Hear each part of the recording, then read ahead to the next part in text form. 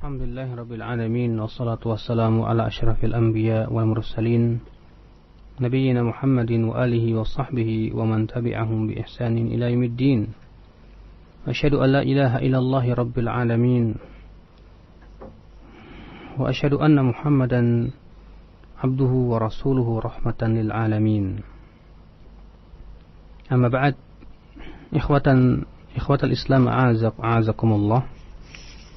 Kita melanjutkan kajian ilmu usulul bidah, di mana kemarin kita telah sedikit membahas masalah-masalah perselisihan dalam sebagian bid'ah. Artinya terkadang ya ada sebagian orang beranggapan bahwa sudahlah ya, ini kan masih diikhtilafkan gitu. Sebagian orang mengatakan, kan sebagian ulama mengatakan boleh, sebagian mengatakan bid'ah. Bagaimana itu? Ya, bagaimana tata cara penyelesaiannya?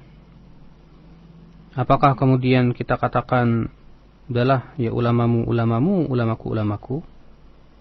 Tentu ikhwatal Islam, ya seperti ini bukan sebuah solusi yang tepat. Perkataan seperti itu justru malah semakin semakin memperbanyak atau memperlebar jurang perselisihan. Lalu bagaimana ikhwatul Islam? Tentu dalam masalah menyelesaikan perselisihan seperti ini, kewajiban kita adalah kembali kepada ya dalil-dalil syariat berupa Al-Quran, hadis, demikian pula qawaid atau kaidah-kaidah yang telah ditetapkan oleh Al-Quran dan Nas, ya. Di mana telah kita bacakan kemarin perkataan Syekhul Islam Ibn Taimiyah rahimahullah. Ya, beliau mengatakan bahwasannya dalam masalah yang diperselisihkan tidak boleh kita ini berhujjah dengan pendapat seorang ulama. Akan tetapi dalam masalah yang diperselisihkan, hujjah itu adalah nas dan ijma' serta dalil yang bisa diistimbat dari itu, di mana muqaddimahnya telah ditetapkan oleh dalil-dalil syariat. Dan Imam Syatibi menegaskan bahwa ya, perselisihan ulama bukan hujjah. Perselisihan ulama bukan alasan untuk membolehkan suatu perbuatan. Perselisihan ulama adalah merupakan kewajiban kita mengembalikan dan melihat mana yang paling kuat dalilnya, mana yang paling kuat alasannya, maka kewajiban kita adalah berpegang kepada yang paling kuat alasannya itu. Sebab kenapa? Semua kita tahu bahwa perselisihan adalah perkara yang dilarang. Semua kita tahu bahwa perselisihan bagi perkara yang tidak diridhai oleh Allah Subhanahu wa taala. Ikhwatal Islam, ya orang yang terkadang kita lihat berhujjah dengan perselisihan dan berkata, sudahlah selama ini masih diperselisihkan masing-masing saja. Padahal Allah Subhanahu wa taala menyebutkan, fa in tanaza'tum fi syai'in farudduhu ila Allahi war Rasul. Kalau kalian berselisih, kembalikan kepada Allah dan Rasulnya, yaitu kembalikan kepada Al-Quran dan Sunnah, tidak dikembalikan kepada pendapat masing-masing. Terkadang ada orang merasa bingung dan berkata, loh, masing-masing juga berpegang kepada Al-Quran dan Sunnah. Ya. Jadi ya sudah, kalau selama masing-masing berpegang kepada Al-Quran dan Sunnah, ya bagaimana lagi? Ya kewajiban kita hormati masing-masing pendapat. Maka kita kan ya akhal Islam, engkau harus mengetahui bahwasannya yang namanya perselisihan atau perkara yang diperselisihkan oleh para ulama, ya harus ya dilihat dari beberapa sisi. Yang pertama, bahwasannya yang namanya ulama tidak lepas dari kesalahan. Yang kedua, bahwa orang yang berselisih itu tidak lepas dari imma benar atau salah. Tidak mungkin, kata Imam Malik, dua pendapat yang saling bertentangan dua-duanya benar, tidak mungkin. Ya, tidak mungkin dua pendapat yang saling bertentangan dua-duanya benar. Yang ketiga kita katakan bahwa terkadang seseorang membawa dalil namun ternyata dalilnya tidak sahih atau dalilnya sangat lemah. Kalaupun misalnya terkadang sebagian mereka membawa dalil, ternyata tata cara pendalilannya tidak benar. Ya, terkadang ikhwatul Islam, orang-orang yang seperti ini, yaitu yang berhujah dengan perselisihan untuk membolehkan suatu perbuatan, tidak lepas dari dua keadaan. Keadaan yang pertama adalah orang yang jahil, yang tidak bisa memahami bagaimana tata cara mentarjih, tidak pernah belajar ilmu usul fikih, di mana disebutkan dalam ilmu usul fikih, ya kaidah-kaidah bagaimana mentarjih, menguatkan salah satu pendapat apabila para ulama bersilang pendapat. Di mana dalam kaidah usul fikih disebutkan bagaimana tata cara tarjihat, dan ini tidak tersembunyi bagi mereka yang memahami ilmu usul fikih. Ya. Atau yang kedua keadaannya adalah dia mengikuti syahwat, mengikuti syahwatnya. Sehingga akhirnya ya, ia memilih pendapat ulama itu sesuai dengan selera dan hawa nafsunya. Sehingga apa yang terjadi, dia sengaja ia mencari-cari pendapat ulama bukan untuk mencari kebenaran, tapi ia mencari-cari pendapat ulama sesuai yang sesuai dengan hawa nafsunya, yang bisa mendukung ya perbuatannya itu. Nah, ini ikhwatal Islam. Sebab orang yang memahami kaidah-kaidah usul fikih dan hatinya pun juga berusaha untuk mencari kebenaran, dan ia faham bagaimana mentarjih, tentu tidak akan berkata bahwa perselisihan ulama membolehkan ia untuk berbuat suatu perbuatan atau membolehkan perbuatannya itu. Kewajiban dia adalah dilihat dulu dari sisi pendapat mana yang paling kuat. Ya, apabila dia telah memeriksa dengan hati-hati, dilihat setiap pendapat itu dalilnya masing-masing, dan ternyata ia melihat bahwa yang paling kuat adalah suatu pendapat si fulan, maka pada waktu itu kewajiban dia adalah berpegang kepada pendapat yang ia lihat kuat tersebut. Ya, bukan dengan hawa nafsu. Makanya Al-Imam Syatibi rahimahullah ketika mengomentari adanya orang-orang yang berhujah atau beralasan dengan perselisihan ulama, beliau berkata dalam kitab Al-Muwafaqat, wal qail bihadza raji'un ila an yattabi'a ma yashtahih wa yaj'al al-qawl al-muwafiq hujjatan lahu wa yadra'u biha an nafsihi. Ya, orang yang mengatakan seperti ini, yaitu yang berdalil dengan ikhtilaf ulama, perselisihan ulama untuk membolehkan perbuatannya itu, ya biasanya karena ia mengikuti syahwatnya, kata beliau, dan menjadikan pendapat atau pendapat ulama yang sesuai dengannya itu sebagai alasan baginya, di mana ia membela diri dengannya. Fahuwa qad akhadha al-qawla wasilatan ila ittiba'i hawah, kata Imam Syatibi, maka ia telah mengambil pendapat ulama ini sebagai wasilah untuk mengikuti hawa nafsunya, la wasilatan ila taqwah, bukan wasilah menuju ketakwaannya. Wa dzalika ab'adu lahu min an yakuna mumtathilan li amri syari'. Tentu ya orang seperti ini sangat jauh untuk mempraktekkan perintah Allah Subhanahu wa taala, bahkan lebih dekat untuk menjadikan mimman ittakhadha ilahahu hawah. Ya, ia lebih dekat untuk menjadikan atau termasuk orang-orang yang menjadikan hawa nafsunya sebagai sesembahan. Kemudian beliau mengatakan, kata Imam Syatibi, masih perkataan Imam Syatibi, wa min hadza aidan ja'lu ba'dhin nas al-ikhtilafa rahmatan lit-tawassu'i fil aqwali wa 'adami at-tahjiri 'ala ra'yin wahidin. Di antara yang termasuk seperti ini yaitu sebagian orang ada yang menjadikan ikhtilaf itu sebagai rahmat, ya, untuk bebas dalam memilih pendapat, untuk bebas dalam memilih perkataan ulama, dan katanya tidak hanya beku atau baku di atas satu pendapat saja.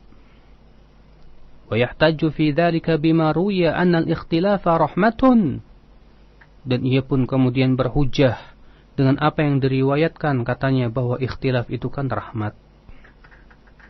Ya. Sehingga apa yang terjadi akhwal Islam, ya mereka berkata ya sudahlah, perselisihan atau ikhtilaf ulama itu kan rahmat. Ya masing-masing silahkan bebas memilih pendapat ulama yang dia sukai. Masya Allah.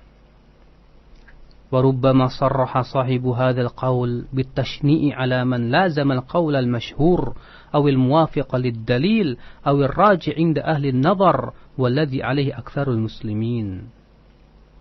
Ya. Bahkan kata beliau, barangkali orang seperti ini terkadang ya mencela orang yang berusaha berpegang kepada pendapat yang sesuai dengan dalil. Dia mencela orang yang berpegang kepada pendapat yang kuat dari para ulama. Bahkan dia berkata kepadanya, laqad hajjarta wasi'an, kamu sudah mempersempit sesuatu yang luas katanya. Wa milta bin nas ilal haraj, kamu katanya telah membuat manusia susah. Padahal agama ini tidak susah katanya. Kemudian Imam Syatibi berkata, wa hadzal qawlu khata'un kulluh, dan perkataan si fulan ini semuanya adalah salah. Wa jahlun bima wudi'at lahu syari'ah, bahkan kebodohan terhadap maksud dari syariat itu sendiri. Wa taufiqu biyadillah, dan taufik itu hanya di tangan Allah Subhanahu wa taala. Subhanallah ikhwatal Islam.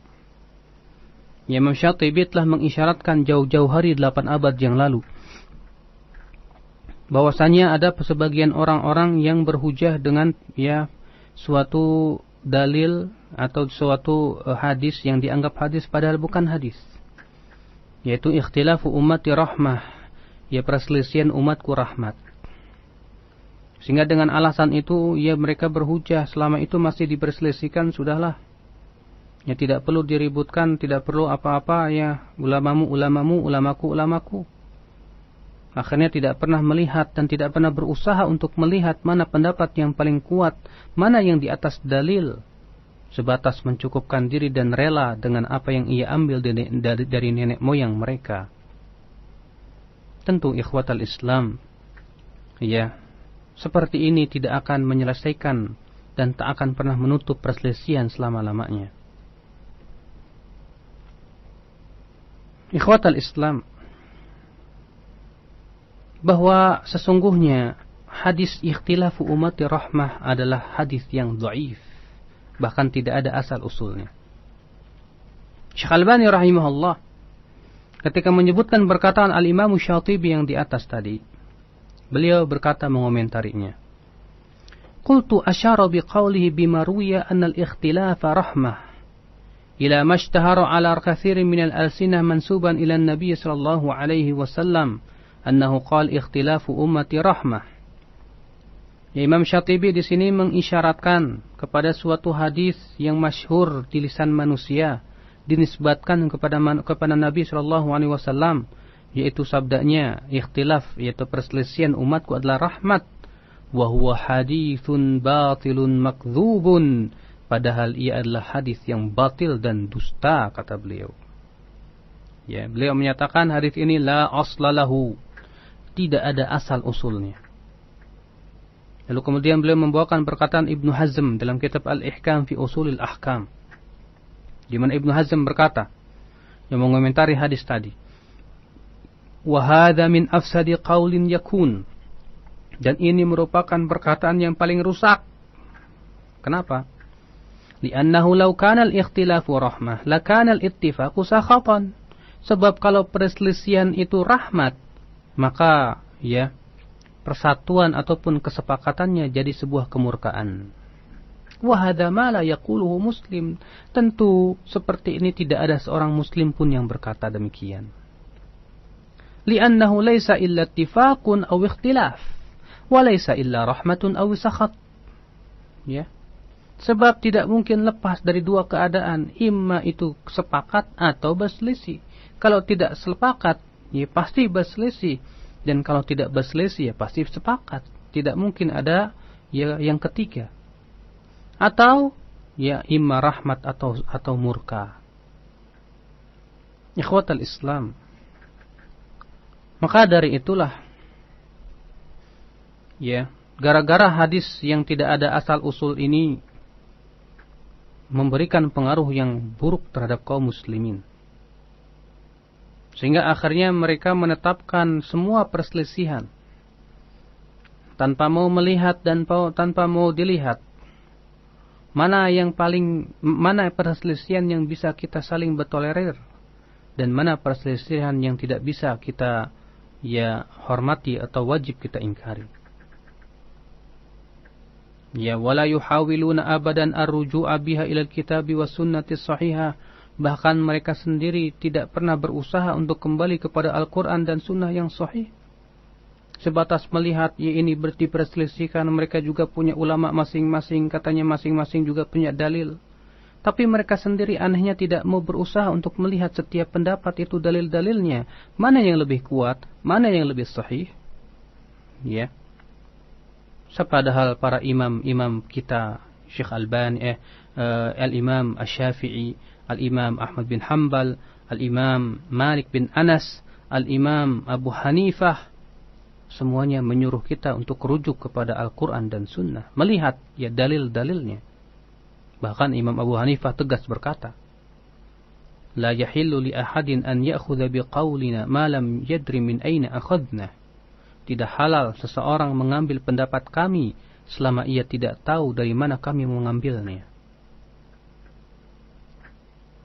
Ikhwatal Islam, yang lebih celaka lagi, mereka menganggap bahwa adanya madhab-madhab para imam itu bagaikan syariat-syariat yang berbeda-beda.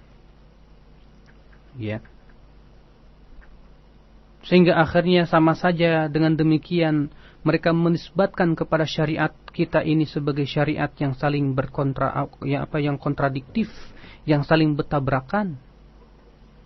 Padahal kontradiktif itu sendiri sebuah bukti bahwa itu bukan dari Allah. Cobalah Allah perhatikan firman Allah, walau kana min indi gharillahi lawajadu fihi ikhtilafan katsira. Kalaulah Al-Qur'an itu dari bukan selain Allah, tentu mereka akan mendapatkan di dalam Al-Qur'an perselisihan yang banyak. Ketika Allah mengatakan kalaulah Al-Qur'an itu bukan dari Allah, maka Al-Quran akan terdapat padanya banyak pertentangan. Ini menunjukkan, ya akhi, perselisihan itu bukan dari Allah subhanahu wa ta'ala sama sekali. Bila perselisihan itu bukan dari Allah, bagaimana kita akan ridha?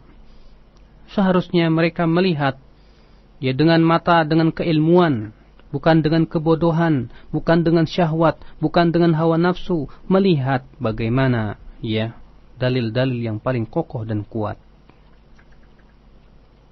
Ikhwatal Islam, a'azzani Allah wa iyyakum. Kalaulah mereka berpendapat seperti perkataan Ibnu Mas'ud, beliau berkata al-khilafu syarr, sesungguhnya perselisihan itu buruk, tentu mereka akan berusaha untuk mempersatukan pandangan sesuai dengan di atas kaidah-kaidah agama kita ini.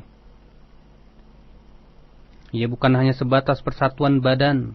Kalau cuma persatuan badan, ya akhi, tukang judi pun juga asik bersatu padu di satu tempat. Hatta angkot-angkot pun juga. Akan tetapi persatuan yang diperintahkan oleh Allah subhanahu wa ta'ala adalah persatuan akidah, persatuan manhaj dan pemikiran. Ikhwatal Islam, a'azzani Allah wa iyyakum. Jadi kesimpulannya bahwa perselisihan itu tercela dalam syariat kita ini. Kewajiban kita adalah berusaha untuk menyelamatkan diri sesuai dengan kemampuan kita. Sebab ya akhi, perselisihan itu sebab kelemahan umat Islam. Allah berfirman, "Wala tanaza'u fatafshalu wa tadhhaba rihukum." Janganlah kalian berselisih, niscaya kalian akan gagal dan akan hilang kekuatan kalian itu. Allah menyebutkan bahwa perselisihan itu hanya akan melemahkan kaum muslimin. Cuma aneh sebagian orang berkata, sudah kita enggak usah berselisih. Kemudian mereka pun menetapkan perselisihan akidah, menerapkan perselisihan yang terkadang kita lihat di antara pendapat itu sangat menyesatkan, didiamkan, kemudian diseru persatuan badan, katanya agar kita ini tidak hilang kekuatan. Apakah seperti itu tata cara menghilangkan perselisihan? Sebatas berkumpul di satu tempat, badannya bersatu padu, sementara hatinya bercerai-berai. Apakah ia tidak mendengar firman Allah tentang orang-orang Yahudi, di mana Allah Subhanahu wa taala mensifati orang Yahudi itu tahsabuhum jami'an wa qulubuhum syatta? Kamu kira mereka itu bersatu padu, badan mereka bersatu, wa qulubuhum syatta, sementara hati mereka bercerai-berai.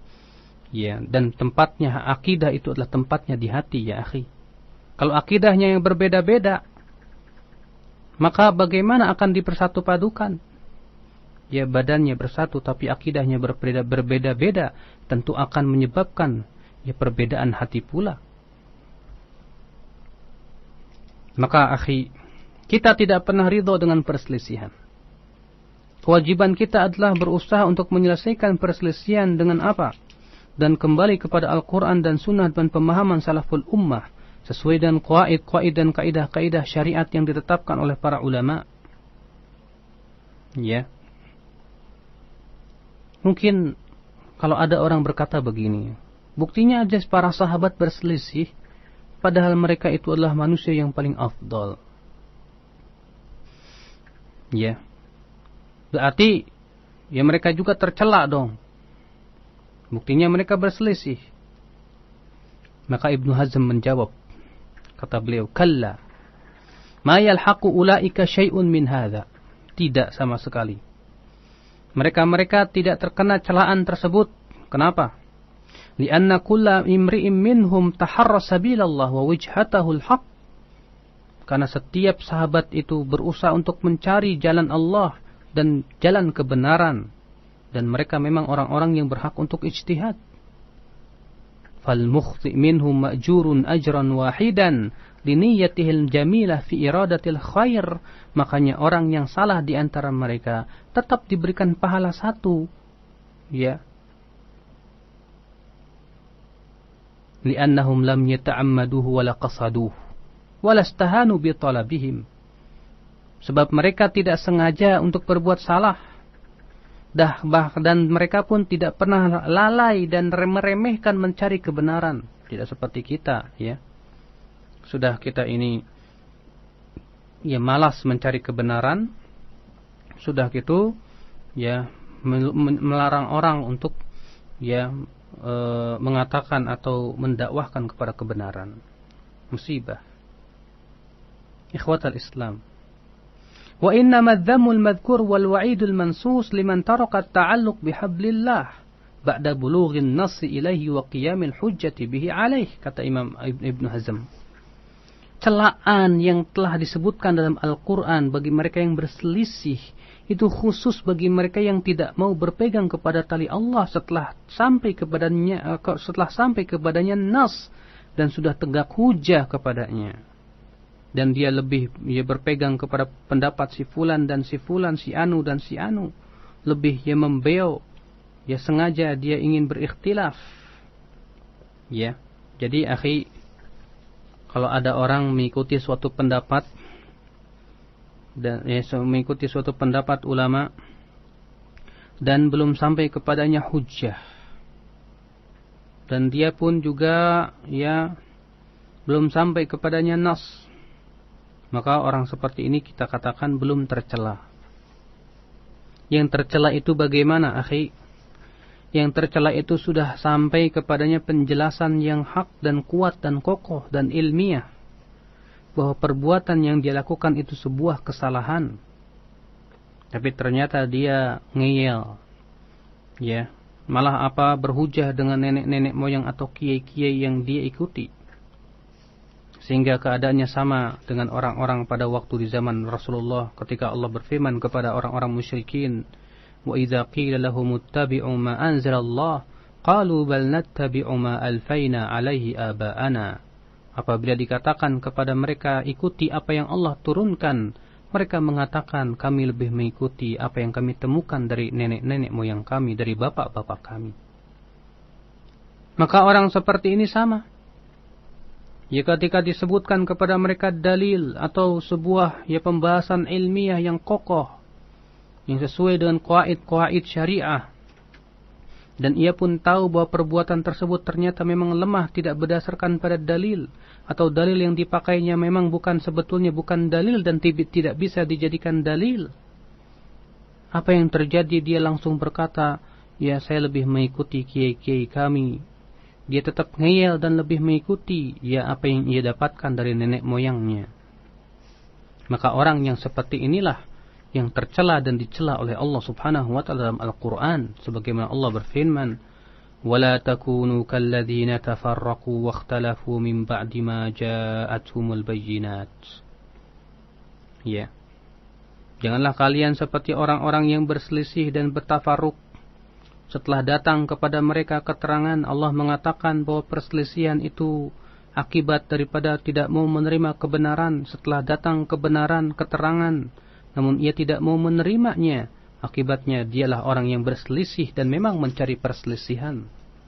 Dan anehnya kemudian orang yang menegakkan hujjah dianggap itulah yang berselisih. Ia membalikkan fakta. Padahal Al-Quran mengatakan siapa yang tidak mau menerima kebenaran, dialah yang berselisih. Tapi anehnya kemudian, ya kita yang menyampaikan hujjah dengan hak, menyampaikan kebenaran dengan dalil-dalilnya, bahkan dengan sesuai dengan apa yang dikatakan oleh para ulama. Anehnya, ya, yang menyampaikan kebenaran itu malah dituduh ya berselisih. Aneh memang. Akhirnya apa? Maling teriak maling. Ya, lempar batu sembunyi tangan. Ikhwatal Islam. Ada lagi kata beliau, suatu kaum yang lain. Qaumun balagat bihim riqatud din wa qillatu taqwa ila talabi ma wafaqa ahwa'ahum fi qaul kulli qailin. Suatu kaum yang ya agamanya begitu tipis dan sedikit ketakwaannya. Akhirnya apa? Ya, ketika melihat perselisihan ulama, bukan dilihat mana yang paling kuat dalilnya. Yang dia lihat mana yang paling sesuai dengan selera hawa nafsunya. Fahum ya'khuduna ma kana rukhsah fi qawli kulli alim. Sehingga akhirnya mereka mengambil setiap perkataan yang rukhsah dari setiap pendapat ulama itu, tanpa mau melihat mana nas, mana yang paling kuat di antara pendapat ulama tersebut. Padahal para ulama berkata, man tatabba'a rukhsal ulama'i faqad tazandaqa. Barang siapa yang mencari rukhsah para ulama, maka pasti ia menjadi orang yang zindiq. Na'udzubillah. Ikhwatal Islam, a'azzani Allah wa iyyakum. Pembahasan ini sangat penting sekali. Karena ikhwatul Islam, kita hidup di zaman yang penuh dengan perselisihan dan perbedaan pendapat. Orang yang tidak mempunyai kaidah yang baku, yang kokoh dan kuat, keilmuan yang dalam, dia akan bingung. Dia bingung. Tidak tahu apa yang harus dia perbuat. Ya, sehingga akhirnya dia bingung. Ya, di persimpangan jalan. Mana yang jalan yang harus dia tempuh, tidak tahu. Ya. Ketika ia bertanya kepada orang-orang, ternyata yang ditanya pun juga tidak tahu. Bahkan kemudian menunjukkan jalan yang menyesatkan. Kebingungan inilah akibat daripada pertama, malasnya mereka mencari ilmu yang hak. Ya, yang kedua karena ittiba'ul hawa, mengikuti hawa nafsu. Sehingga akhirnya ya semakin terkadang kita lihat kebenaran semakin samar. Ya, akhirnya dia pun semakin bingung. Dari kebingungan itu muncul pula perkataan-perkataan yang menunjukkan kepada kebingungan, ide-ide yang bingung. Apa katanya? Sudahlah, jangan merasa benar sendiri. Dia dengan perkataannya itu dia berusaha untuk menutupi kebingungan dia. Jadi dia berkata, sudahlah kamu jangan merasa benar sendiri. Kalaulah dia tahu tentang ilmunya, kalaulah dia dalam keilmuannya, tak akan pernah berkata seperti itu. Ya, cobalah kalau ada orang berada di persimpangan 3, ya di perempatan misalnya, dia bingung. Saya mau pergi ke Serang, tapi saya nggak tahu di perempatan ini jalan mana yang harus saya ambil. Ya. Nanya ke orang katanya ke sini, nanya yang satu lagi katanya ke sana, yang nanya lagi katanya ke situ. Aduh, bingung deh. Apa yang harus saya lakukan? Tentu ya akhi, orang ini karena tidak tahu jalan. Kalaulah ia tahu, kalau saya sih sudah. Yang satu lagi berkata, kalau saya tahu, saya sudah sering ya ke Serang berkali-kali, faham jalannya. Walaupun misalnya ada orang berteriak dan berkata, Pak, salah jalannya, tak akan pernah ia gubris karena ia tahu jalannya. Ini jalannya, ya saya sudah sering kok. Ya. Demikian pula orang yang tidak punya ilmu, dia berada di persimpangan jalan, bingung dia. Ya, yang seharusnya dia tanya kepada alim ulama, mana yang hak, mana di atas kebenaran. Tapi apa yang terjadi? Dia malah berkata, jangan merasa benar sendiri. Padahal kalau ditanyakan kepada orang ini, kamu berkata seperti itu, apakah tidak merasa benar? Tentu ia menjawab, iya, saya juga merasa benar. Ikhwatal iman, a'azzani Allah wa iyyakum. Wallahi, bagi mereka yang mencari kebenaran, hendaklah ia bersungguh-sungguh mencari ilmu. Terus memperdalam sambil terus berdoa kepada Allah supaya diberikan kekuatan dan kemudahan dalam menemukan kebenaran ini. Bukan hanya sebatas puas dengan apa yang ia dapatkan dari bapak-bapak atau kiai-kiai dan adat istiadat mereka, tidak. Hendaklah dia melihat ya dan kritis semua yang telah mereka lakukan ini, apakah sesuai dengan agama atau tidak. Mana dalilnya? Siapa ulama yang berpendapat dengannya? Bila itu ulama, maka kita lihat lagi apakah ada perselisihan ulama dalam masalah ini. Kalau ternyata berselisih, kita lihat mana yang paling kuat dalilnya, itulah yang kita pegang, bukan kemudian kita pegang yang sesuai dengan selera kita. Kemudian akhwal Islam, kita masuk ke sebuah bab yang ketiga, ya. Bab yang ketiga ini berbicara tentang qawaidut tamyiz wal furuq, kaidah-kaidah membedakan. Ya, ini penting sekali untuk kita ketahui. Sebab terkadang banyak orang tidak bisa membedakan antara ini dan itu. Ya. Dikiranya itu sebatas ijtihad, bukan bid'ah. Sehingga tidak bisa membedakan mana ijtihad, mana bid'ah. Dikiranya itu maslahat mursalah. Ya, sehingga tidak bisa membedakan antara maslahat mursalah dan bid'ah.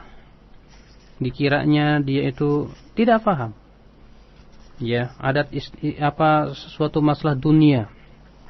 Sehingga akhirnya tidak bisa membedakan mana masalah agama, mana masalah dunia. Akhirnya apa yang terjadi, akhi?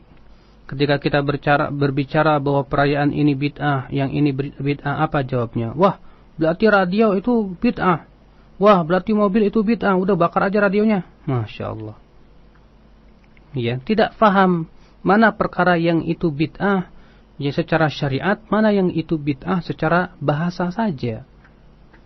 Akibat ketidakfahaman dan lebih mencukupkan diri dengan apa yang dia ketahui, bahkan mungkin dia tidak tahu sebetulnya. Maka tentu ikhwatal Islam, kewajiban kita adalah ya segera terus mencari ilmu. Ya, jangan sekali-kali kemudian hanya sebatas itu tidak sesuai dengan apa yang kita ketahui kemudian langsung kita tolak, jangan. Ya. Sebagaimana kata Imam Al-Barbahari yang wafat pada tahun 329 Hijriah, sekitar beberapa abad yang lalu, ya, 11 abad yang lalu, berkata, "Fanzur rahimakallah, kullaman sami'ta kalamahu min ahli zamanik, fala ta'jalan, ya, hatta tanzura fihi, hal wajadta fihi qaula ashabi Rasulullah SAW atau ahada minal ulama." Lihatlah oleh engkau setiap orang yang engkau dengarkan perkataannya dari orang-orang yang ada di zamanmu itu. Jangan tergesa-gesa. Artinya jangan tergesa-gesa diterima, jangan tergesa-gesa ditolak. Sampai kamu lihat dulu, ya, apakah pendapat itu sudah didahului oleh para sahabat terdahulu atau tidak. Ini penting, ikhwatul Islam. Ya, jangan segera kita tolak hanya karena ya tidak sesuai dengan akal pemikiran kita. Tidak. Lihat dulu dalil-dalilnya. Lihat dulu alasannya. Ini belum apa-apa udah nolak dulu. Ya. Maka tentu orang yang berakal, yang diberikan oleh Allah Subhanahu wa taala akal dan pemikiran, dia akan segera berusaha untuk melihat dulu, ya mengapa kok si fulan mengatakan ini bid'ah, mengapa kok si fulan mengatakan ini sunnah, apa dalilnya, apa alasannya, maka pada waktu segera ia mencarinya. Akhul Islam, beliau di sini membawakan fasal yang pertama, yaitu bainal ibtida'i wal ijtihad. Perbedaan antara bid'ah dengan ijtihad. Akhul Islam, berbuat bid'ah dengan berijtihad dua perkara yang berbeda, tidak sama. Ya. Kenapa? Pertama, bahwa ijtihad itu adalah usaha untuk mencari suatu hukum dari suatu permasalahan yang sifatnya kontemporer, dengan berusaha yang menggunakan alat-alat ijtihad dalam rangka beristimbat dan menghasilkan suatu hukum, di mana alat-alat ijtihad ini berupa apa? Penguasaan terhadap Al-Quran, penguasaan terhadap sunnah Rasul SAW, bisa membedakan antara yang sahih dan dhaif, penguasaan kaidah-kaidah fikih, kaidah usul fikih, kaidah agama, demikian pula maqasidus syariah, penguasaan pula tentang apa? Apakah perkara ini ijma' atau ikhtilaf? Demikian pula yang menguasai bahasa Arab dengan seluk-beluknya. Jadi ijtihad itu suatu usaha. Dan juga disyaratkan bagi mereka yang mau ijtihad harus menguasai atau memenuhi syarat-syarat ijtihad. Dia sudah menguasai alat-alat ijtihad itu. Ya, kalau kita mau naik ke atap, bagaimana kita mau naik kalau tidak ada tangga, ya akhi? Ya, burung bagaimana akan terbang sementara kalau tidak punya sayap? Fakaifa yatiru walamma yurayyish? Tidak mungkin. Ya. Maka kalau ada orang tidak menguasai alat-alat ijtihad, tidak pernah paham tentang Al-Quran dan hadis, kemudian dia berijtihad, maka akhul Islam, orang seperti ini, seperti orang yang tidak memahami tentang agama, yang tidak memahami, misalnya tidak menguasai tentang alat-alat untuk bertani, tidak paham juga tentang hakikat bertani, kemudian dia mau bertani. Kalau masalah agama, masalah dunia mungkin masalah sepele. Kalau dia memang tidak bisa, bagaimana bertani, akibatnya cuma tanamannya paling layu ataupun akan mati. Tapi kalau ada orang yang tidak tidak menguasai alat ijtihad, mau berijtihad, maka apa yang terjadi? Yang terjadi pasti sesat dan menyesatkan. Makanya Imam Syafi'i mengatakan, orang yang tidak berhak berijtihad alias tidak menguasai alat ijtihad kemudian berijtihad, maka benarnya saja sudah salah. Ya. Sebab apa? Dia berijtihad bukan dengan keilmuan, sebatas dengan akal pikirannya saja. Sedangkan agama kita ini tidak diserahkan kepada ra'yu, tidak diserahkan kepada akal pikiran manusia. Karena akal pikiran manusia itu berbeda-beda, akhi. Akal pikiran mana yang bisa dijadikan pegangan? Kewajiban kita dalam berbicara dalam masalah agama adalah dengan wahyu dari Allah Subhanahu wa taala yang disampaikan oleh Rasul kita yang mulia sallallahu alaihi wasallam. Ikhwatal Islam, terkadang kita lihat sendiri, sebagian ulama ada yang berijtihad, namun ternyata ijtihadnya itu jatuh ke dalam kesalahan. Maka ulama yang berijtihad kemudian jatuh dalam kesalahan, berbeda dengan orang yang tahu itu pendapat yang salah kemudian malah diikuti juga, hanya beralasan ini adalah pendapat kiai anu atau ulama fulan yang sudah berijtihad. Ya akhal Islam, kalau ulama yang sudah berijtihad dan dia sungguh-sungguh mencari kebenaran dan dia memang menguasai syarat-syarat ijtihad, maka salahnya saja dia dapat 1 pahala. berbeda dengan orang bodoh atau pengikutnya yang sebetulnya dia mungkin sudah sampai kepadanya penjelasan bahwa pendapat ulama ini salah, tapi apa yang terjadi, ya dia tetap mengikor pendapat ulama yang salah ini dengan alasan katanya ya yang salah itu dapat 1 pahala. Padahal yang dapat 1 pahala itu khusus untuk ulama yang berijtihad saja. Adapun yang ini, yang pengikutnya yang tahu itu sebuah kesalahan, maka tidak boleh ia mengikutinya, bahkan berdosa dia apabila dia tahu bahwa pendapat ulama ini sebuah kesalahan. Ya, karena manusia, yang namanya ulama akhi manusia. Dan manusia itu tidak lepas dari salah atau benar. Ya. Makanya sungguh benar apa yang dikatakan Imam Malik. Beliau berkata, "Kullun yu'khadhu wa yutraku qawluhu illa Rasulullah sallallahu alaihi wasallam." Setiap orang boleh diambil atau dibuang pendapatnya kecuali pendapat Rasulullah sallallahu alaihi wasallam, maka itulah yang harus kita ambil, kata beliau.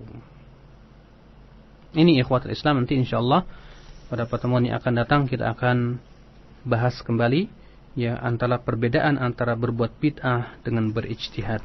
Naam. Ikhwatul Islam, para pendengar Radio Roja, demikian sesi materi dari kajian kita dari pembahasan kitab Ilmu Ushulul Bidah buah karya Syekh Ali bin Hasan bin Abdul Hamid Al-Halabi hafizahullah. Kita membuka sesi tanya jawab untuk kesempatan pagi hari ini, dan kita jeda terlebih dahulu dengan satu jeda berikut ini.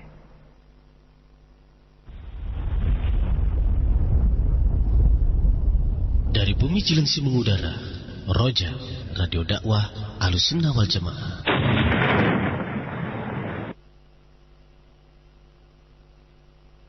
Ikhwatal Islam, kita buka sesi tanya jawab bagi Anda yang akan bertanya di line telepon 8236543 atau pesan singkat 08888763110, dan tanpa mengurangi rasa hormat kami mohon pertanyaan Anda disesuaikan dengan tema atau kajian kita pada pagi hari ini.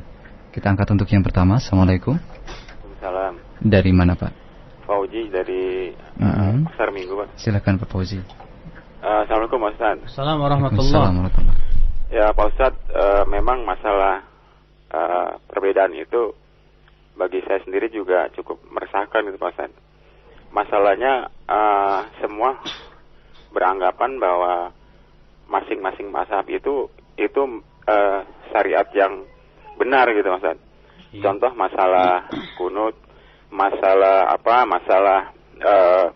kalau kena najis gitu, imam yang satu dengan imam yang lain itu ada perbedaan. Nah, pemikiran beliau atau saya juga kadang sendiri, itu para imam tersebut juga kan merupakan orang yang alim sangat tinggi. Betul. Mereka aja juga ada perbedaan gitu. Iya.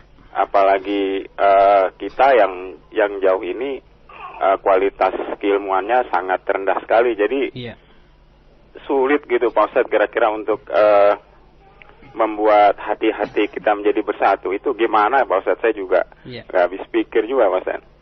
Mohon penjelasannya lebih rinci gitu Pak Ustadz. Itu aja Pak Ustadz. Terima kasih. Wassalamualaikum. Waalaikumsalam. Pertanyaan yang sangat bagus sekali ya. Pertama, akhi, sudah kita membahas bahwa perselisihan ulama ada yang ya kita bisa toleransi, dalam artian ya kita tidak saling mengingkari. Ya. Ada pula perselisihan ulama yang tidak bisa kita toleransi padanya, dalam artian kita harus ingkari. Apa batasannya? Mana pendapat atau perselisihan yang tidak bisa kita toleransi padanya atau kita harus ingkari? Pertama, setiap pendapat yang bertentangan dengan ijma' ya, para sahabat, para tabi'in dan para tabi'ut tabi'in, dengan ijma' para ahli ijtihad, maka pendapat itu adalah pendapat yang batil, yang wajib kita ingkari. Sebab menyelisihi ijma' adalah merupakan dosa. Allah berfirman, "Wa man yushaqiqir rasul min ba'di ma tabayyana lahul huda wa yattabi' ghayra sabilil mu'minin nuwallihi ma tawalla wa nuslihi jahannam wa sa'at masira." Yang barang siapa yang menyelisihi Rasul setelah jelas kepadanya petunjuk, ya, dan tidak mau mengikuti jalan kaum mukminin, maka kami akan biarkan leluasa dalam kesesatannya itu, dan kami akan bakar ia dengan api neraka, dan itu adalah seburuk-buruknya tempat kembali. Jadi ini yang pertama, ya, pendapat mana saja yang bertentangan dengan ijma' para ulama, maka pada waktu itu adalah pendapat yang batil. Contohnya apa? Ya, perkataan bahwa musik itu halal. Jelas ini bertentangan dengan ijma' para sahabat, tabi'in, tabi'ut tabi'in. Bahkan seluruh imam yang 4 menyatakan bahwa musik itulah haram. Persendirian padanya Ibnu Hazm. Ya, di mana Ibnu Hazm membolehkannya. Maka Ibnu Hazm di sini bertentangan dengan ijma' kaum muslimin. Maka pendapat ini adalah pendapat yang harus diingkari, pendapat yang salah. Ya. Demikian pula perkataan orang yang mengatakan Allah berada di mana-mana. Sebab perkataan ini adalah bertentangan dengan ijma' para sahabat, tabi'in dan tabi'ut tabi'in. Bahkan bertentangan dengan pendapat seluruh ulama Ahlussunnah sebagaimana telah kita bahas kemarin. Ya, maka dari situ kita harus paham dulu mana yang itu ijma', mana itu yang itu masih diikhtilafkan. Ya. Kemudian yang kedua, akhi, perselisihan yang tidak bisa kita toleransi padanya, dalam artian kita harus ingkari, yaitu setiap pendapat yang bertentangan dengan dalil yang sahih, bukan cuma sahih, tapi sharih, jelas, tegas, gamblang, yaitu nas, tidak mempunyai makna lain. Ya, tidak mansukh dan tidak menyelisih hadis lain yang lebih sahih. Seperti misalnya perkataan Abu Hanifah yang mengatakan bahwa arak itu, yang namanya arak, itu apabila dibuat dari anggur. Selain dari anggur tidak disebut arak, sehingga boleh meminumnya selama tidak memabukkan, katanya. Maka pendapat Abu Hanifah ini adalah pendapat yang salah, karena bertentangan dengan hadis yang tegas. Rasulullah SAW bersabda, kullu muskirin khamrun wa kullu mukhamrin haram. Setiap yang memabukkan itu haram. Ya, dan ini pendapat jumhur. Maka tentu tidak bisa kita katakan kalau misalnya ada seorang pemuda, ya, minum arak yang terbuat dari selain anggur. Ketika kemudian ada ya mengingkarinya, dia segera berkata, oh, hormati pendapat, ya akhi. Ini kan perselisihan ulama. Abu Hanifah membolehkan kok. Coba bayangkan. Kita katakan tidak bisa. Pendapat Abu Hanifah bukan dalil. Yang dalil adalah Rasulullah SAW beliau bersabda, kullu muskirin haram. Setiap yang memabukkan itu haram. Itu adalah arak. Ya. Demikian pula perkataan Abu Hanifah yang mengatakan, katanya wanita dewasa boleh menikahkan dirinya dengan tanpa wali dan 2 saksi. Jelas ini bertentangan dengan hadis la nikaha illa biwaliyin wa syahidai adlin. Demikian pula hadis ayyuma mura'atin nakahat bi ghairi izni waliha fanikahuha batil. Ya, wanita mana saja yang menikah dengan tanpa izin walinya maka nikahnya batil. Ya, bagaimana kalau ada seorang pelacur, ketika dia kemudian melacur berkata, maaf saya sudah menikahkan diri saya tanpa wali dan 2 saksi. Tentu tidak bisa diterima. Ya, dengan mengatakan ini kan pendapat ya ikhtilaf ulama. Tidak bisa kita ya saling mengingkari, tidak. Sebab pendapat ulama Abu Hanifah ini tegas bertentangan dengan dalil. Ya. Demikian yang ketiga, pendapat yang tidak bisa kita toleransi padanya adalah setiap pendapat yang lemah. Ya. Atau pendapat yang tidak berdasarkan kepada dalil. Pendapat yang setiap pendapat yang tidak berdasarkan pada dalil, tapi hanya berdasarkan kepada ra'yu semata. Ya, berdasarkan pada ra'yu semata. Atau ada dalilnya tapi dalilnya ternyata sangat lemah, bahkan palsu ya. Seperti orang yang melakukan salat raghaib atau salat nisfu Sya'ban. Kita katakan hadisnya palsu.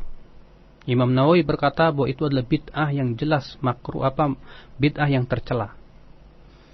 Ya, tidak ada satupun ulama yang menyatakan bahwa itu adalah bid'ah atau sesuatu yang diperbolehkan. Kalau mereka berkata, tapi sebagian kiai atau ulama ada yang membolehkan, kita katakan pendapat kiai atau ulama tidak bisa dijadikan hujjah, apalagi masalah-masalah ibadah. Kalau mereka berkata, tapi kan hadis dhaif boleh diamalkan, kita katakan boleh diamalkan sebatas fadilah amalan, itu pun dengan syarat hadisnya tidak boleh sanad dhaif. Masalahnya itu hadisnya palsu. Ya, hadisnya palsu. Kayak yang namanya palsu berarti berdusta atas nama Rasul sallallahu alaihi wasallam. Dan Rasulullah sallallahu alaihi wasallam bersabda, "Man kadzaba alayya muta'ammidan falyatabawwa maq'adahu minan nar." Ya. Demikian pula atau orang yang mempunyai dalil yang sahih tapi bukan ditempatkan bukan pada tempatnya. Ya, orang yang mempunyai dalil yang sahih tapi ditempatkan bukan pada tempatnya. Contoh misalnya kalau ada orang berdalil dengan ayat firman Allah, orang liberal ini mengatakan bahwa seluruh agama sama, alias plural. Berdalilkan dengan firman Allah, innal ladzina amanu wal ladzina hadu wan nasara was-sabiin man amana billahi wal yaumil akhir wa amila salihan falahum ajruhum 'inda rabbihim wala khaufun 'alaihim wala hum yahzanun. Sesungguhnya orang yang beriman, Yahudi, Nasrani, Sabiin, siapa yang beriman kepada Allah dan hari akhirat, jannah, surga mereka itu. Lihat katanya beriman, orang Yahudi, orang Nasrani, orang Sabiin. Ya, jadi agama semuanya sama. Ya, dia berdalil dengan ayat. Tapi apakah setiap orang yang berdalil dengan ayat bisa dibenarkan? Al-jawab tidak. Dia telah menafsirkan ayat dengan sembarangan. Ya, tanpa melihat kepada penafsiran para ulama, melihat kepada tafsiran Al-Quran dengan Al-Quran, atau Al-Quran dengan hadis, atau Al-Quran dengan perkataan para sahabat, para tabi'in, dan para ulama, para a'immah. Padahal Al-Quran tegas mengkafirkan orang Yahudi dan Nasrani. Allah berfirman, laqad kafara alladhina qalu innallaha thalithu thalatha. Ya. Allah berfirman, wa qalatil yahudu Uzairun ibnullah, berkata orang-orang Yahudi, Uzair anak Allah. Ya, Allah berfirman, sungguh telah kafir orang-orang yang berkata Allah itu tiga dari yang tiga. Dan Rasul kita yang mulia bersabda, ya, la yasma'u bi yahudiyyun wala nasraniyyun thumma lam yu'min bima ji'tu bih illa kana min ashabin nar. Tidaklah Yahudi, Nasrani mendengar tentang ajaranku ini kemudian tidak mau beriman kepadanya kecuali pasti ia masuk ke dalam api neraka. Ya, makanya Ibnu Jarir menafsirkan ayat ini bahwa yang dimaksud dengan ayat ini adalah untuk orang Yahudi, orang Nasrani sebelum diutusnya Nabi dan mereka beriman kepada Nabi dan ya kitab suci mereka. Mereka lah yang dimasukkan ke dalam surga. Adapun setelah diutusnya Nabi SAW, kewajiban mereka mengikuti ajaran Rasul SAW. Nah, ini ada orang berdalil dengan ayat dan dalilnya sahih, kita katakan demikian. Tapi sayang, penafsirannya, pendalilannya tidak benar. Nah, kalau Anda memahami tiga perkara ini, ya engkau akan bisa membedakan mana perselisihan yang bisa kita hormati, yang tidak bisa kita hormati. Yang kita hormati yang kalau kita lihat ya pendapatnya sama-sama kuat dan dari sisi ya pendalilan secara syariat bisa diterima. Misalnya kalau perselisihan ulama dalam masalah yang sifatnya fiqhiyah atau ijtihadiyah yang tidak ada nasnya, itu kebanyakan adalah perselisihan yang mungkin kita bisa toleransi padanya. Ada orang ya membaca surat Al-Fatihah di belakang imam, yang satu tidak. Imam Syafi'i berpendapat dengan hadis ya Rasulullah SAW bersabda, la salata liman lam yaqra bi Fatihatil kitab. Tidak sah salat buat mereka yang tidak membaca Al-Fatihah. Kata Imam Syafi'i, hadis ini umum, bukan hanya untuk makmum, tidak pula untuk imam, tidak untuk sendirian, tidak pula berjamaah. Ya, tapi hadis ini umum untuk semua mereka terkena. Maka makmum pun wajib membaca surat Al-Fatihah. Ya. Sebagian mengatakan tidak. Ya, apabila imam salat jahar hendaklah mendengar, karena Allah berfirman, wa idza quri'al Qur'anu fastami'u lahu wa ansitu la'allakum turhamun. Apabila dibacakan Al-Quran maka dengar dan diam agar kalian dirahmati. Imam Ahmad mengatakan ijma' ulama bahwa ayat ini untuk orang yang membaca di belakang solat. Tapi Imam Syafi'i menjawab bahwa ayat itu umum, sedangkan hadis ini khusus, sedangkan yang umum harus dibawa kepada yang khusus, sehingga dari sisi pendalilan syariat dan kaidah-kaidahnya sama-sama kuat. Pada waktu itu bisa kita saling menghormati dan toleransi. Makanya akhwal Islam, antum kalau tidak menuntut ilmu dan tidak memahami hakikat ini, tidak akan bisa membedakan ya, mana perselisihan yang bisa kita hormati, mana yang tidak bisa kita hormati. Lalu gimana Ustaz? Kita orang-orang awam seperti ini bagaimana bisa? Pertama, antum orang awam, jangan ridho dengan keawamanan antum. Jangan ridho terus nggak naik kelas dari dulu kelas 1 terus. Ya naiklah kelas 2. Ya kalau udah SD maka SMP, SMA, kalau kuliah ya kalau itu ilmu dunia, kenapa ilmu agama tidak? Yang kedua, akhi, kewajiban orang awam tanya kepada ulama yang ia percayai keilmuannya. Allah berfirman, "Fas'alu ahla dzikri in kuntum la ta'lamun."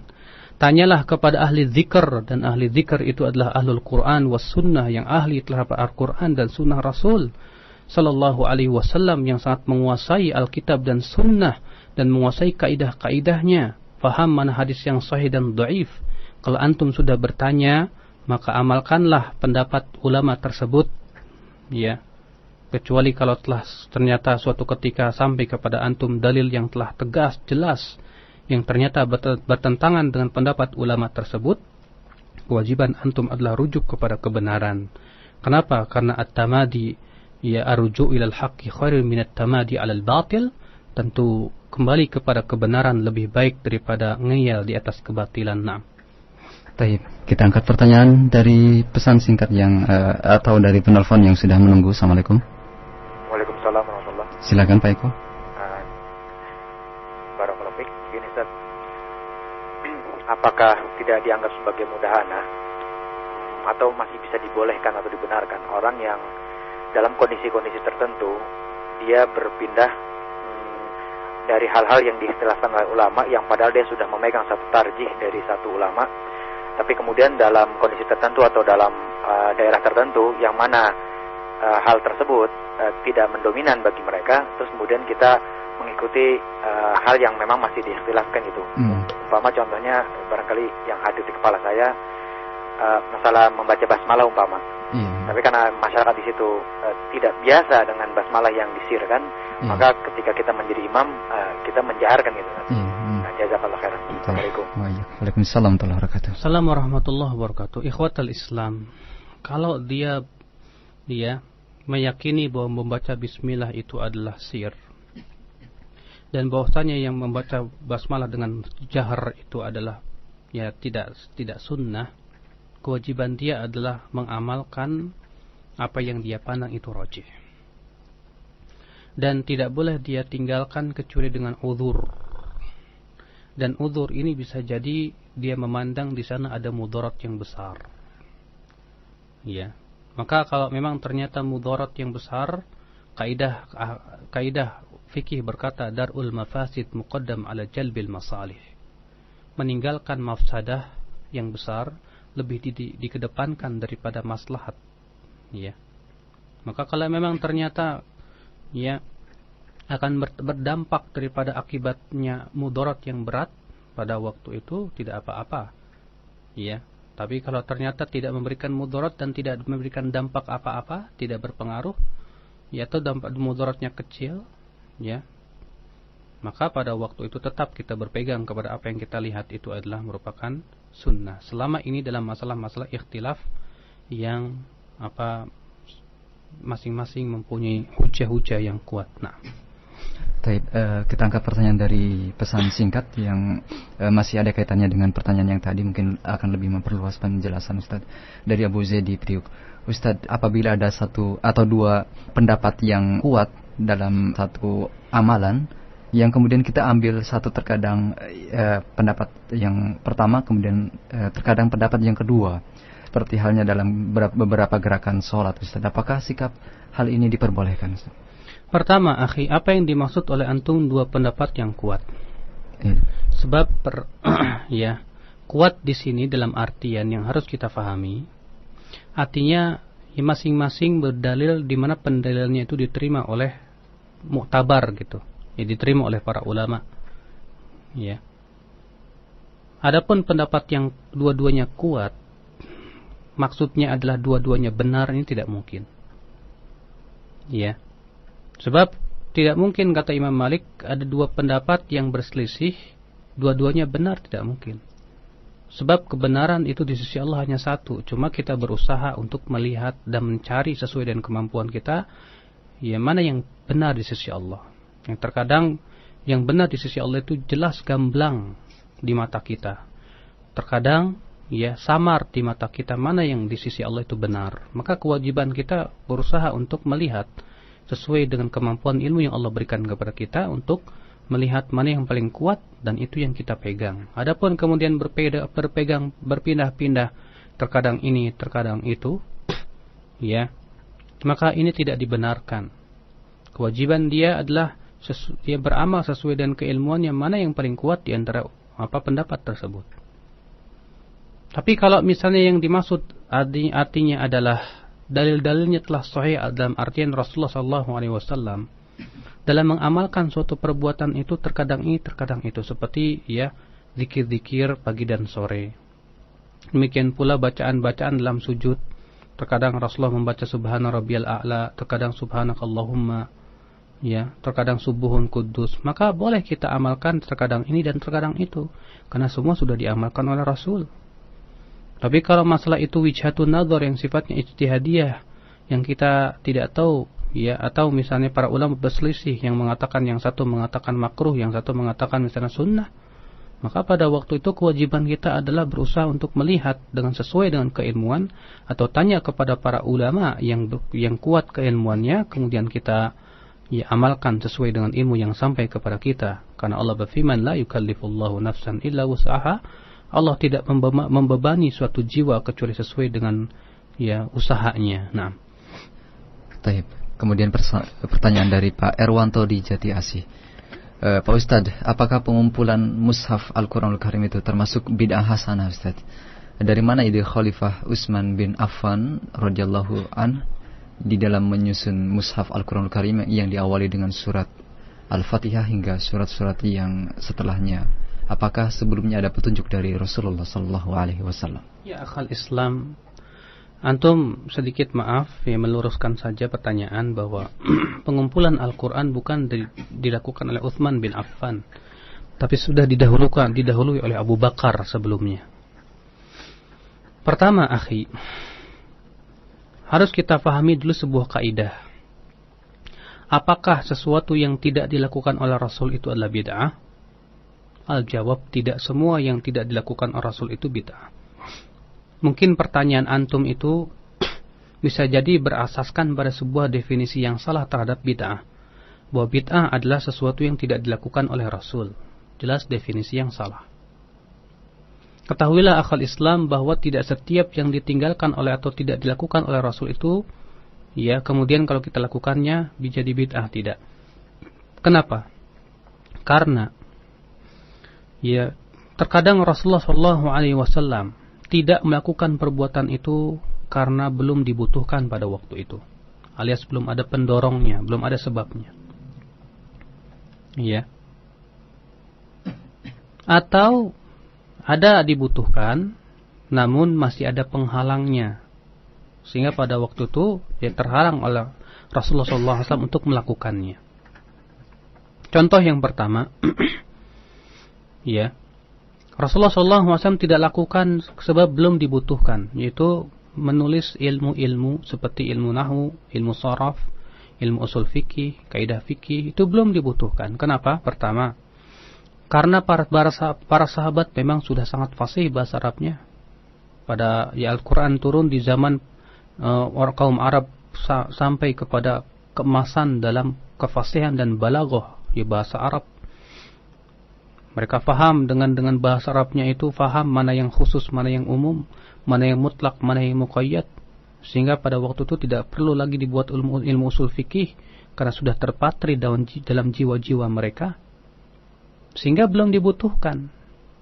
Nah, ketika ya kaum muslimin sudah lemah bahasa Arabnya dan banyak orang yang masuk Islam yang bukan Arab, yang tidak paham bahasa Arab, akhirnya terjadi banyak kesalahan dalam bahasa Arab, ya, maka kalau tidak dibuat ilmu-ilmu tersebut akan menyebabkan mudarat yang besar. Maka pada waktu itu harus dijaga ini, ya, dalam rangka penjagaan terhadap syariat. Dibikinlah ilmu nahwu, ilmu sharaf, ilmu usul fikih, kaidah fikih dan yang lainnya. Ya. Sehingga ya pada waktu itu di zaman ketika para ulama membuat, karena ya pendorongnya sudah ada, di mana di zaman Rasulullah pendorongnya belum ada, belum dibutuhkan, tapi setelah itu dibutuhkan. Sementara maslahatnya besar, kalau tidak dilakukan akan menyebabkan mudarat yang besar. Dan Nabi SAW bersabda, la dharara wa la dhirar, tidak boleh ya melakukan kemudaratan. Segala macam mudarat itu harus dihilangkan. Ad-dhararu yuzal, ya. Atau ada beliau ya ada pendorongnya dibutuhkan di zaman Nabi, tapi masih ada penghalang. Contohnya yaitu pembukuan Al-Qur'anul Karim. Di zaman Nabi SAW belum dilakukan karena ayat Al-Quran atau wahyu terus-menerus turun, sehingga tidak sempat Nabi SAW untuk membukukannya. Ya. Kemudian apa yang terjadi akhal Islam?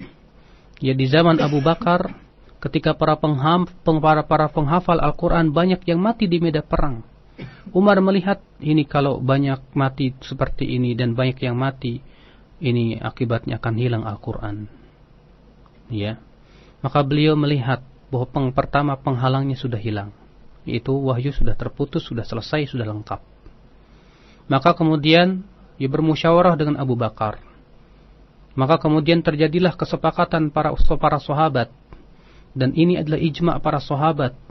Sedangkan ijma' ini adalah merupakan salah satu dalil syariat sebagai ditetapkan dalam kaidah usul fikih.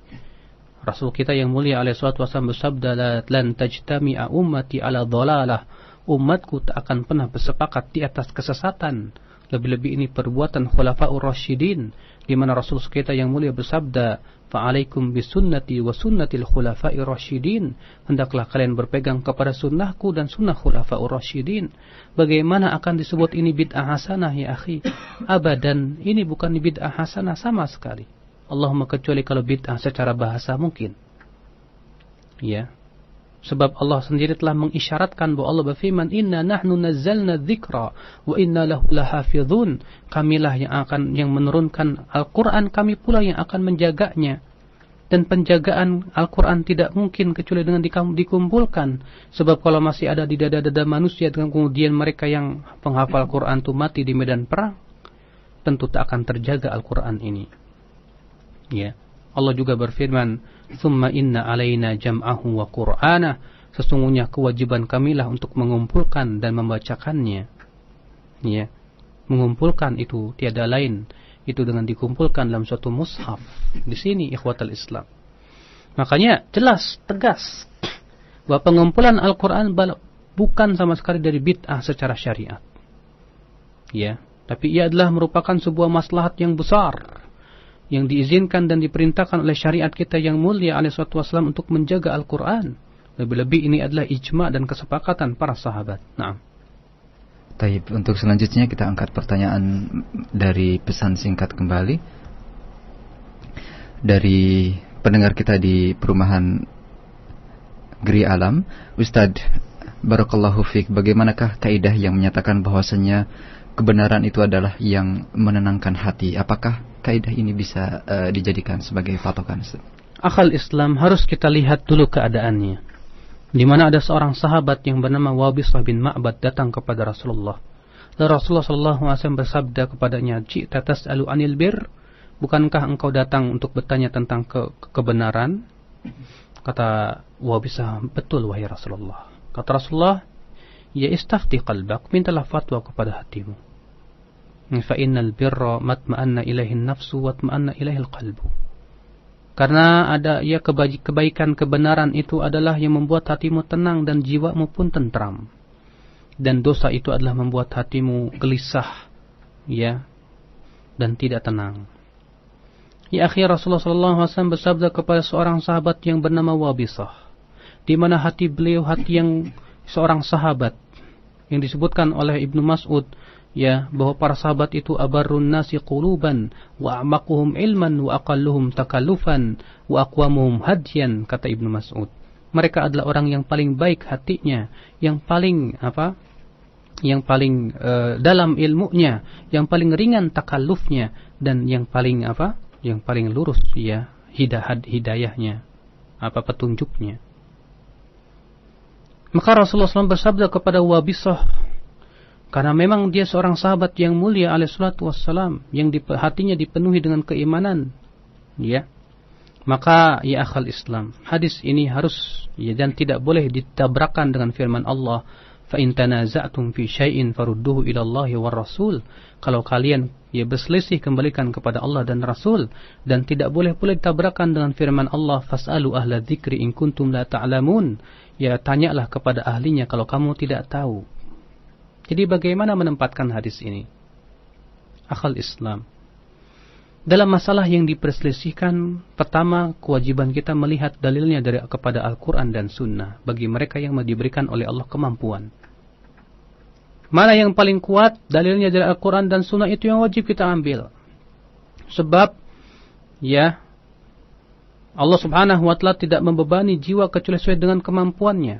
Kalau dia memang mampu untuk mentarjih, wajib dia mentarjih. Dan yang dia lihat mana yang lebih tenang dengan kuatnya dalil-dalil, maka itulah yang wajib diambil. Jadi ketenangan itu bukan hanya sebatas bertanya kepada hati saja, tapi juga berusaha dengan melihat dalilnya, mana dalilnya yang menenangkan dia. Dari sisi dia memang yang paling kuat dalilnya, maka pada waktu itu yang kita ambil. Ya. Kalau tidak bisa kita, ya, untuk langsung mentarjih karena kita tidak pernah belajar ilmu usul fikih misalnya. Maka Allah berfirman, fas'alu ahla dzikri in kuntum la ta'lamun. Tanyalah kepada ahli zikr, yaitu para ulama yang mereka betul-betul alim terhadap Al-Quran dan Sunnah. Ya, di sini adalah perintah Allah, dan perintah Allah menunjukkan bahwa apabila si ulama tersebut berfatwa, maka kewajiban kita adalah mengambil fatwa ulama itu selama belum jelas kepada kita bahwa fatwa ulama itu ternyata fatwa yang salah. Ya. Tapi kalau misalnya keadaannya kita sudah bertanya kepada beberapa ulama, tapi ternyata mereka bersilang pendapat. Kita sudah tanya itulah dalil-dalilnya, ternyata dalil-dalilnya, ya, antum juga bingung. Gimana mentarjihnya? Bingung saya. Maka mungkin saja kita katakan, ambil yang menurut hatimu tenang. Ya, adapun kemudian sebatas kita berhujah dengan hati saja, hati antum apakah sama dengan hati para sahabat? Ya, kalau para sahabat hatinya dipenuhi dengan hikmah dan ilmu, maka akhi, ya, harus dikompromikan hadis tersebut dengan ayat, ya, perintah untuk kembali kepada Al-Quran dan Sunnah. Jadi tidak bertentangan sama sekali. Nah, baik, kita angkat pertanyaan dari penelpon. Assalamualaikum. Assalamualaikum. Waalaikumsalam. Silahkan Ibu ke inti pertanyaan. Ustadz, bagaimana tanggapan Ustadz tentang ulama-ulama yang ada di Indonesia, terutama ulama-ulama politik yang mengumpulkan massa tanpa dalil dan hujah, seperti di Pasar Minggu itu yang posternya dipampang di begitu besar, ya, tidak sesuai dengan as-sunnah. Iya. Assalamualaikum warahmatullahi wabarakatuh. Waalaikumsalam. Assalamualaikum warahmatullahi wabarakatuh. Ikhwatal Islam, tentu akhi, kita tidak tertipu dengan sebutan ulama kalau ternyata hakikatnya dia bukan ulama. Ulama adalah yang betul-betul pemahamannya dalam terhadap Al-Quran dan Sunnah Rasul yang sahihah.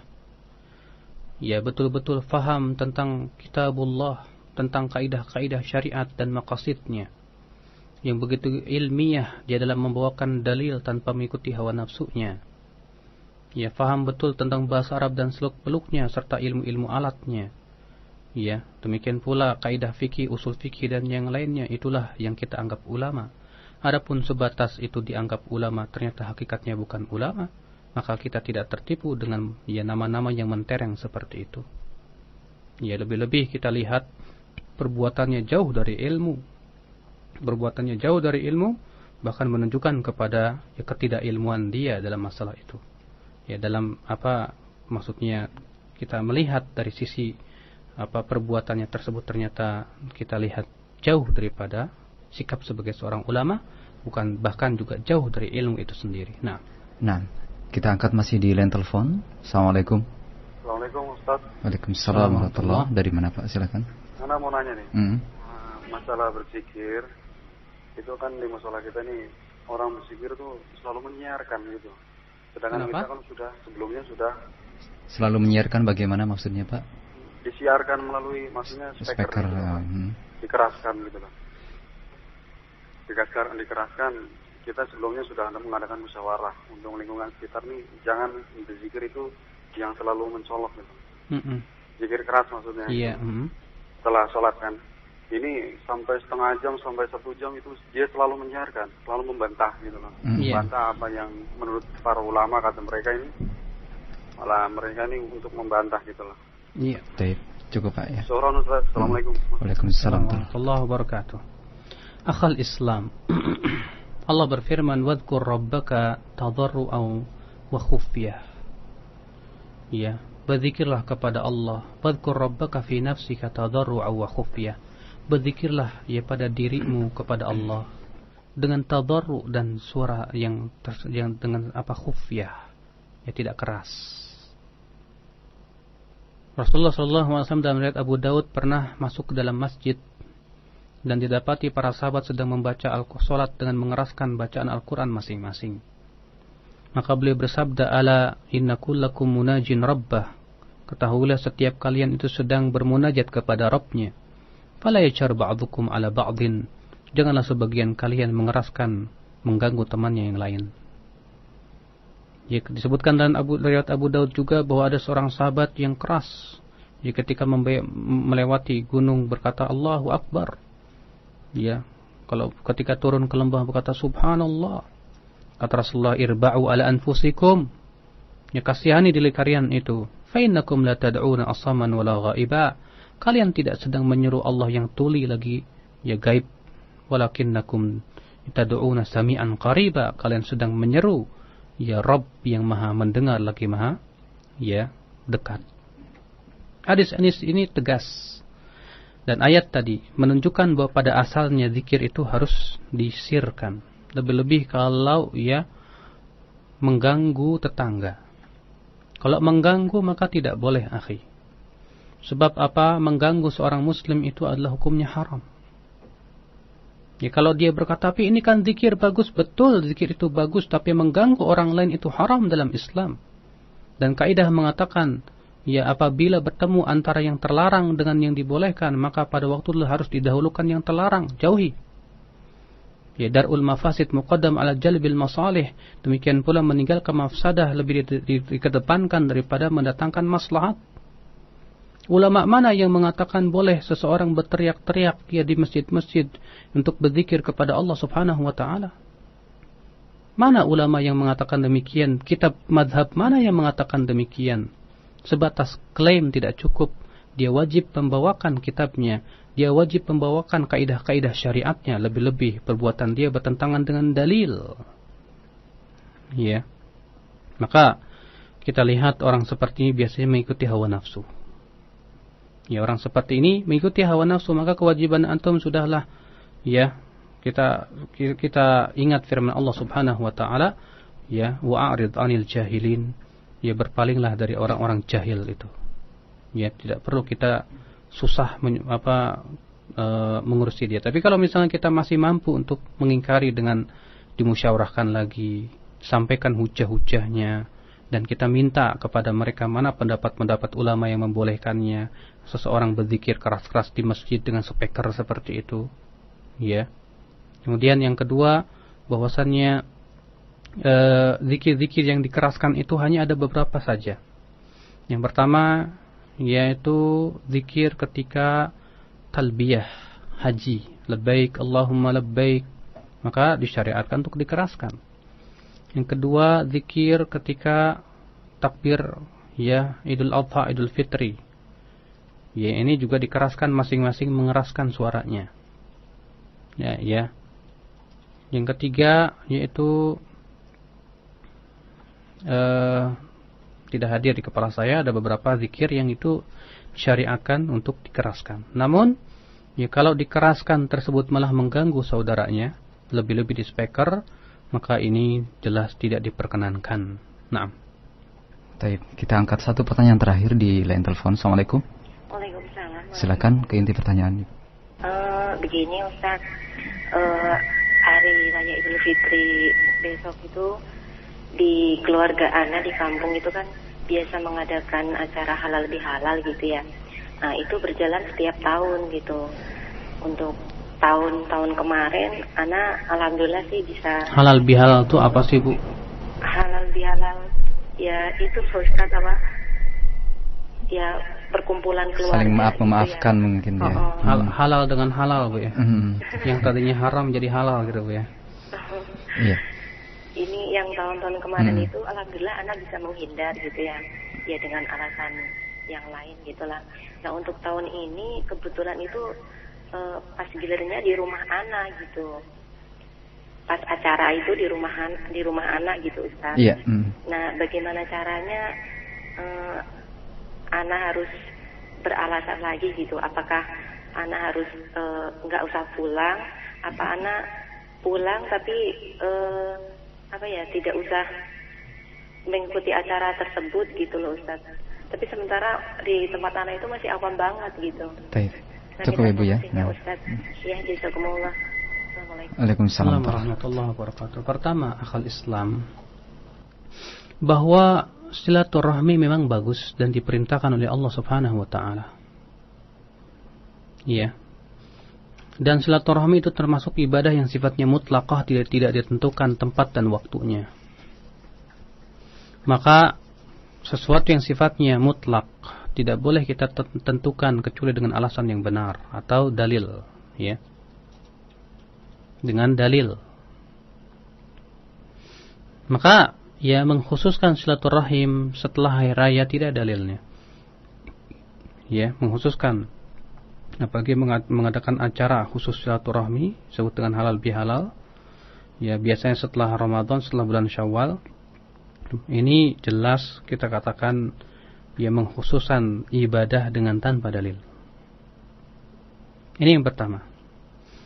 Yang kedua, atau ya kalau misalnya keadaannya dia jauh dan tidak ada kesempatan untuk silaturahmi kecuali pada waktu hari raya saja karena keadaannya memang demikian, karena sibuknya dia kerja dan yang lainnya.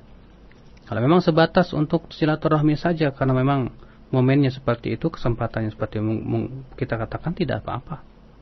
Tidak ada niat sama sekali ritual-ritual tertentu. Ya. Kemudian yang ketiga, kalau misalnya ibu merasa bingung gimana ini, ya sementara jadi giliran di rumah saya yang untuk minggu ini, ya tidak apa-apa ibu datang saja sambil kemudian ibu menjelaskan kepada mereka. Misalnya ibu ya di rumah ibu, kemudian mereka kumpul, bacakan padanya ya alasan-alasan hujah-hujahnya, kaidah-kaidahnya, dalil-dalilnya. Ya, dan ini memang kesempatan ibu untuk mendakwahi mereka supaya mereka faham tentang agama yang hak, ya. Kalau ternyata sudah berkali-kali disampaikan ternyata tidak ada manfaatnya, ya sudahlah. Pada waktu itu, ya ikhwatul Islam tetap kita menjalin silaturahmi dengan mereka, namun tidak dikhususkan dengan di waktu-waktu tertentu. Saya kira cukup. Subhanakallahumma bihamdika asyhadu alla ilaha illa anta astaghfiruka wa atubu ilaik. Wassalamualaikum warahmatullahi wabarakatuh.